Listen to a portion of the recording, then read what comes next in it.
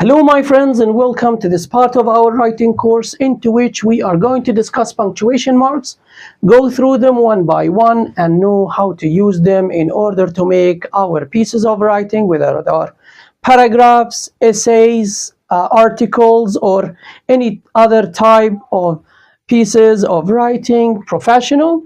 As you see here, my friends, I have divided this course into two parts. The first part starts from the period till the quotation marks, while the second part is going to start from the braces and ends at the double dagger. Actually, my friends, the idea of this course came from, let's say, well, my friends, to tell the truth, my friends, the idea of this course came from an article I have read about 3 or 4 months ago in one of the famous periodics that is interested in English literature, and highlighted that more than 90% of English learners, whether those who are learning English for academic reasons, for example, to take the IELTS, the TOEFL, the PTE, or the proficiency exams of the universities, or those who want to prepare their thesis in master degree or PhD, or even publish some articles, or they are even interested in English literature, or those who are learning English to develop their writing skills. More than 90% of them, my friends, couldn't recognize how to use most of the common punctuation marks, like the question mark, like the exclamation point, the dash, and some of them didn't know even what the semicolon is. In this course, my friends, we are going to have classes, separated and independent ones. In each class, we are going to take one of these punctuation marks in isolation, study it, dissect it into depth, and know when to use it and when not to use it, and the most common mistakes some students have been making in the IELTS, PTE, TOEFL, and proficiency exams, or those who are publishing their articles in the most famous periodics in the world. Now, my friends, which one of these punctuation mark we are going to talk about today? I will give you the choice to choose. Well, correct. We are going to talk about this one. Now, my friends, let's start talk about it and dissect it into depth. Now, my friends, we are going to talk about hyphen, and a hyphen generally, my friends, is used to connect words or parts of words, and we have some uses. There are 5 here. After I finish, I will write the other 2 here. In here, my friends, the first one, we use a hyphen creating compound words. Generally, my friends, compound content words. For example, here we have compound adjectives. Sarah is a 5-year-old girl. So in here, my friends, I have an adjective of 3 words, an adjective which is made of 3 words, 5-year-old. But in here, I would like to mention a very important point. When the adjective contains a number and we use a hyphen, there is no need to add the plural S for the noun with the adjective. And here, my friends, all of these 3 words, this is adjective, noun, noun, all of them, they have become one compound adjective. So generally, an adjective cannot be classified as singular or plural.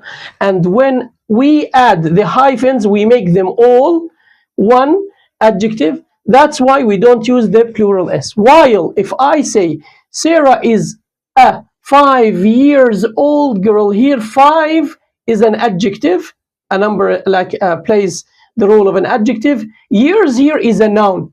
It is not a part of a compound adjective as it is here. So that's why we use the plural S. We say Sarah is a 5-year-old girl, while here we say Sarah is a 5-year-old girl.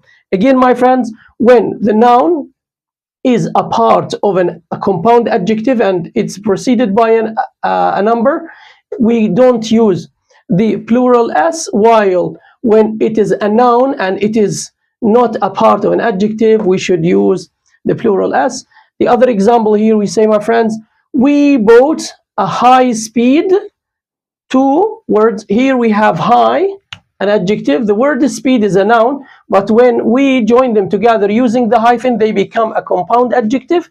High speed and well-known brand car. So those are two compound adjective. The first compound adjective is made up of two words. The second one is made up of three words.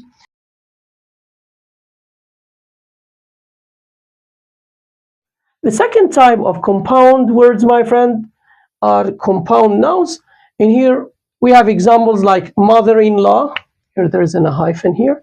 Mother-in-law, editor-in-chief, and passer-by. The third type here, my friends, I would like to mention is the phrasal verbs used as nouns. Generally, my friends, you all know that sometimes a phrasal verb could be used as a noun in here, like a breakup. In here, this is a noun, not a verb. A checkup and the go ahead. I have an example here. The breakup with Sarah made Jack sad. Here, the breakup with Sarah, as you see, my friend, is a noun phrase functioning as the subject of the sentence, and the verb is made. In here, my friends, the word breakup is a noun and it's a part of a noun phrase and it is not a verb. They broke up for no reason. In here, my friends, broke up is a verb phrase, and as you see here, my friends, when we use the phrasal verb as a verb, we don't use the hyphen, while when we use it as a noun, we add a hyphen. The second use here, my friend, is joining prefixes and suffixes. As you here see, with certain prefixes, generally, my friends, we have some prefixes which can be used without hyphens. For example, the word important, if you see, we say unimportant, possible, impossible. But there are some, let's say, prefixes that cannot be used unless we use the hyphen with them always. Like the word ex-president. In here we have the ex is a prefix which means former. Ex-president means a former president. We have self-esteem and we have all-inclusive. Those, my friends, those prefixes always should be used with hyphens in here to avoid confusion. Generally, my friends, sometimes a student cannot recognize whether the letters are a part of the original root or they are added prefixes, like here, my friends, like the word recover and recover. And here we say recover. Recovers means to cover again. And here we have recover, to get better. Again, my friend, focus with me. Recover, and here I am giving a space. Recover, and here we have recover. And the third use, my friends, with the prefixes attached to a capitalized word and a number. For example, we have a pre-civil war. Generally, pre-civil, I can use it without a hyphen if the word is not capitalized. But as long as this capitalized here, my friends, we have to use a hyphen. And when the prefix is attached to a number, look here, mid-70s, or again, my friends, anti-Americans or anti-Americans. In here, the word is capitalized. That's why I have to use the hyphen to avoid confusion. The third use, my friends, in writing numbers, and in here, my friends, as you see, we have two types of numbers to be used with hyphens. The first one is compound numbers. Those are numbers from 21 to 99. The second type is spelled out fractions like 2/3, 1/2, and 4/6.